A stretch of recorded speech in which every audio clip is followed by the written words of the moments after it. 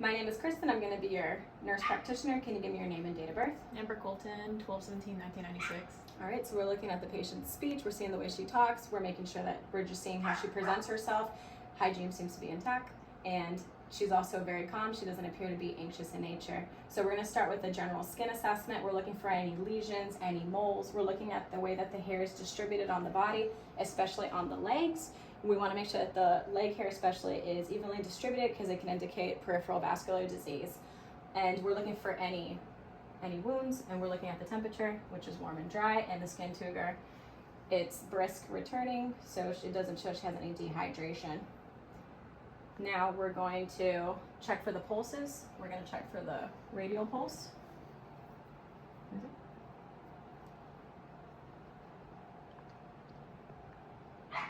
All right, so +2. We're going to check for the brachial pulse. +2 on both. We would check for the femoral, but we're going to check for popliteal. Well, actually, no. All right, +2. And then we're going to do the posterior tibial. Sorry. +2, and then the dorsal pedialis. I'm just going to do one at a time on this one. +2. And do the foot. +2. We're also going to look at the fingers and the toes. We're going to see if there's any clubbing of the fingers that would indicate any respiration issues like COPD. So we're going to make sure that the capillary refill is less than 3, and she has a brisk return. All right, and we're going to check her toes. All right, same, it's less than 3, and it's a brisk return. All right, we're also going to check for the strength. If you can just move up your arms for me. I want you to push against my hands. All right, so that's a +5. Do it in the other direction now. Push down. Beautiful. 5 out of 5. Squeeze my hands. I want to make sure it's symmetrical. And then if you can do it with your legs, can you just push outward? All right. And then if you can push up against. Beautiful. And then I want you to just lift up your feet for me. And I want you to push down on both of my hands as if you're like driving a car. Beautiful. So 5 out of 5 for upper and lower extremities. Can you lift up your hands? All right, so now we're checking for range of motion. And then whenever we stand up later, we'll do your legs. We're also gonna check for the reflexes, and we'll check the carotid artery a little bit later when we get to the neck. All right, so we're gonna check for the brachial duralis, so it's gonna be +2, and then we have the actual brachial. All right, +2. We're gonna do the tricep now. Relax your arm. Relax it. Just hang on my hand. All right, +2. And then we're gonna repeat on the other side. All right, +2. Do the brachial. All right, +2. And then again, just relax the arm. We're gonna do the tricep. All right, +2. I'm gonna ask you to just move back just a little bit so your legs can dangle just a tad. We're gonna check for the patellar. +2 to the other side. +2. And then we're going to check the Achilles and the posterior plantar. +2. We're looking for that foot to make that downward motion. +2. Beautiful. All right, now we're going to start with the head. We're going to look at the head. Have you had any head injuries before? No. All right, so now we're going to inspect the scalp.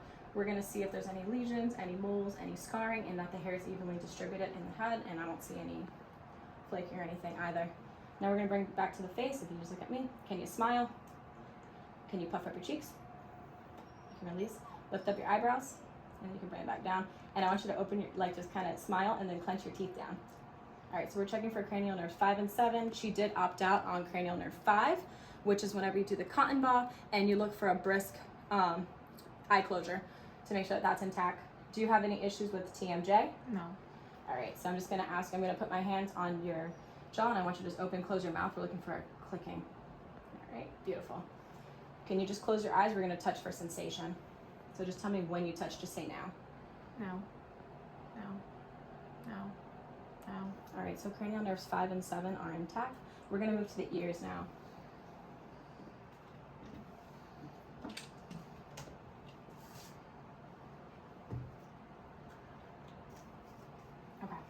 Do you have any issues with your ears? Do you have any ringing in the ears? No. Do you have any pain on the mastoid process or the tracheus? That hurt? No. All right, we're looking on the external part of the ears. We'll look at both of them before we even begin, looking for any moles, lesions, any redness, or any scaling also. Now we're going to check for the tympanic membrane, the inner part of the ear. We're going to pull back and up and then tilt this upward a little bit. The tympanic membrane, it's visualized that's gray pearly. There's no discharge, there's no drainage, and bony prominence are intact. We're going to move to the other ear.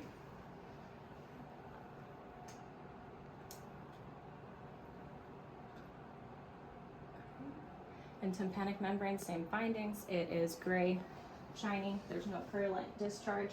Bony prominences are also, they're visualized. All right. So that is cranial nerve number 8. Lastly, do you have any issues with your hearing? No. Okay. So we're going to do a hearing test. It's the Renin test. You're going to tell me which one is louder, number 1 or number 2. Okay. 2. Okay. And now we're going to do the other side.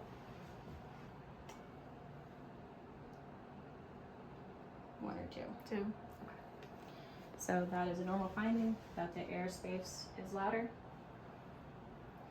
All right, so that is all cranial nerve 8. We're going to move to the eyes. Do you wear any contacts or glasses? No. Okay.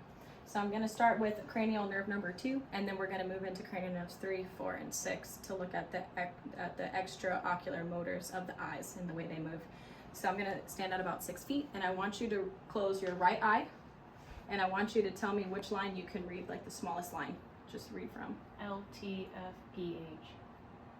Oh, wow. Okay. So that's 20/20 vision that eye. Can we do the other eye? LTFPH.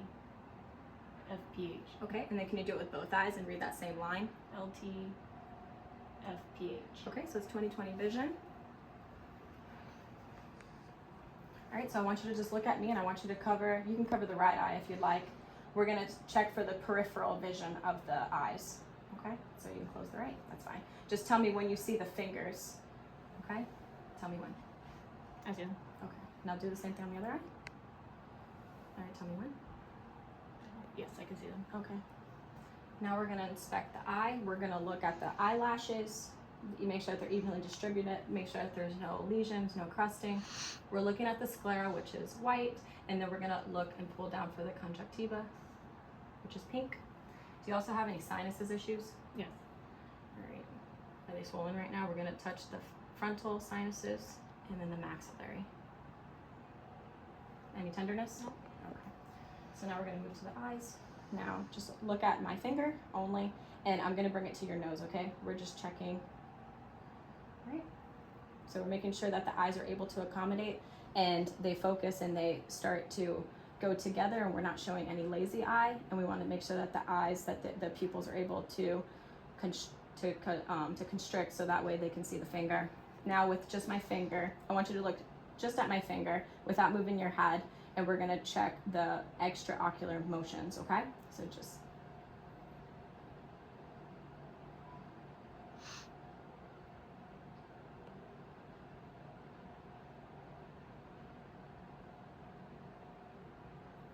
Alright, so Perla is intact. Now we're going to visualize the inside structures of the eye. So I want you to just look at my left ear.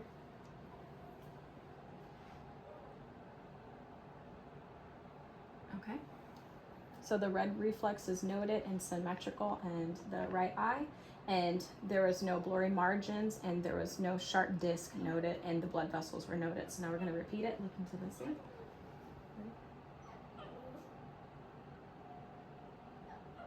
Okay. Red reflex also noted and symmetrical, and same findings. Blood vessels were visualized. There was no blurry margins, and the disc was not sharp. So awesome. Do you see the eye doctor regularly? Yes. How often do you go? Once a year? Once a year. Okay. Now we're going to move to the nose. Have you ever broke your nose, or do you have any deviated septums? No. Okay. And you had mentioned you suffer from allergies. Do you have any drainage right now, or have you had any issues right now with allergies? No, not right now. Okay, so now we're going to inspect the nares.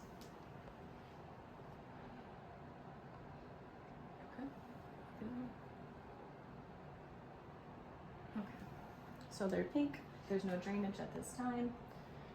And are you able to close one nostril and just breathe in? And then the other one?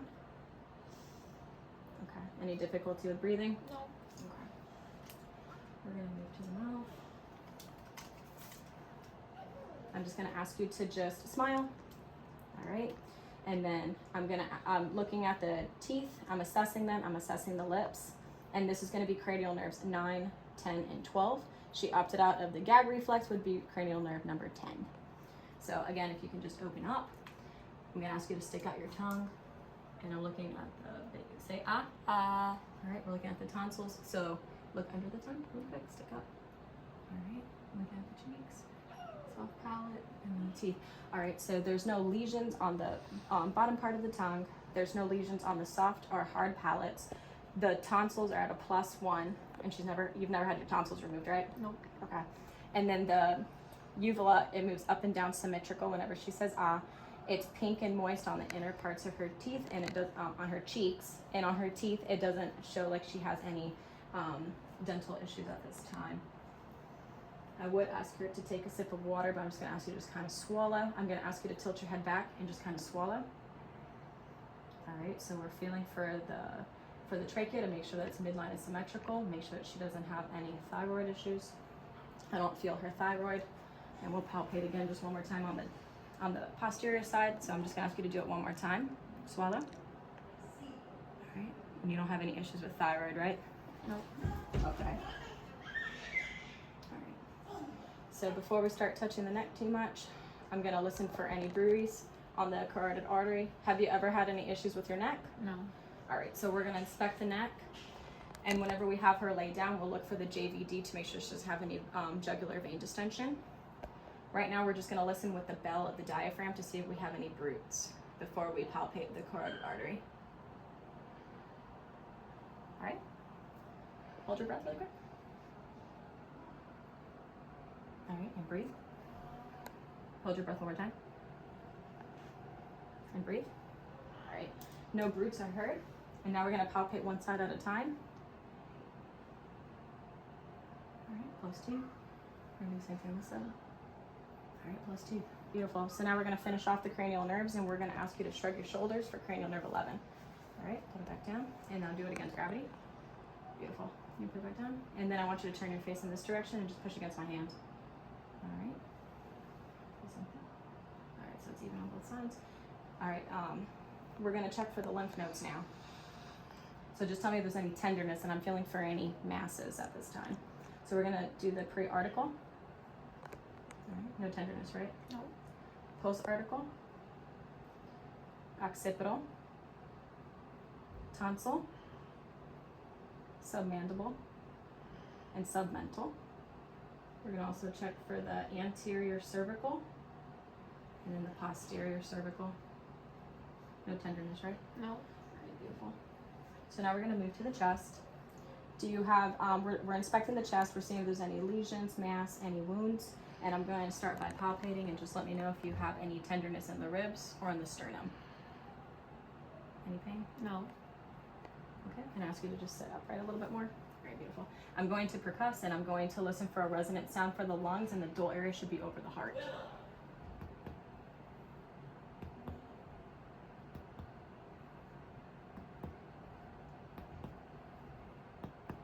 Can you just lift up this arm?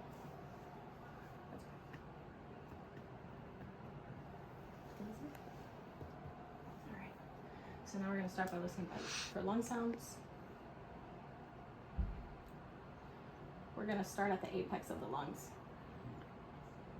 Breathe in.